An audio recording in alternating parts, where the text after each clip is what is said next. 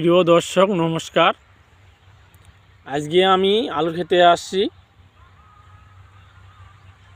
তো প্রথম থেকে শেষ অবধি ভিডিওটি দেখবেন। তো আমি কি দিয়ে আলুর গাছগুলো রোপণ করছি, কি কি সার দিচ্ছি এবং কি করছি সেটা নিয়ে বলবো। প্রিয় দর্শক, তো হাল বাহার আগে আমি প্রথমে জৈব সার দিচ্ছি। কি জৈব সার দিচ্ছি? গাছের পাতা দিয়ে একটা জৈব সার তৈরি করছি। সে আমার ভিডিওয়ে দেওয়া আছে, সাবস্ক্রাইবার করলে এবং ভিডিওটি দেখতে পাবেন এবং দেখবেন।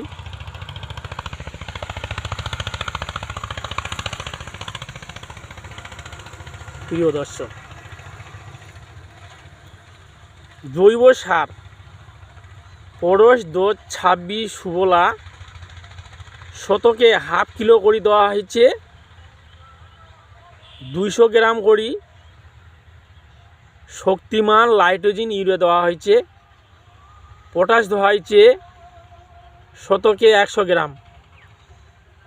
সেই হিসাবে জমি অনুপাতে বিঘায় যেটুক পড়ে সেই হিসাবে আমি এখানে দিয়েছি। প্রিয় দর্শক, 20 দিনের মাথায় এই যে সিঁড়িগুলো মাটিটা কোপায় দিয়ে মাটি দিচ্ছি। 25 দিনের মাথায় আলুটা সেচ দিয়েছি। কিভাবে?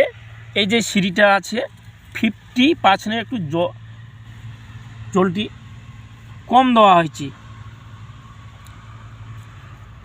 কারণ বেশি জল দিলে আলুতে রোগ দেখা দিবে, অনেক সমস্যা আসবে। যার জন্য জলটা সিঁড়ির 50% দিয়েছি। প্রিয় দর্শক,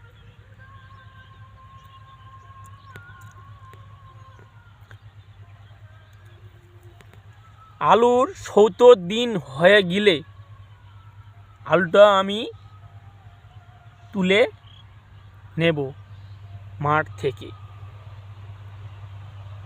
প্রিয় দর্শক, তো ভিডিওতে আমার সাবস্ক্রাইব করবেন এবং শেয়ার করবেন, সকলকে ছড়াই করবেন। এখান থেকে আমার ভিডিওটি সমাপ্তি করলাম।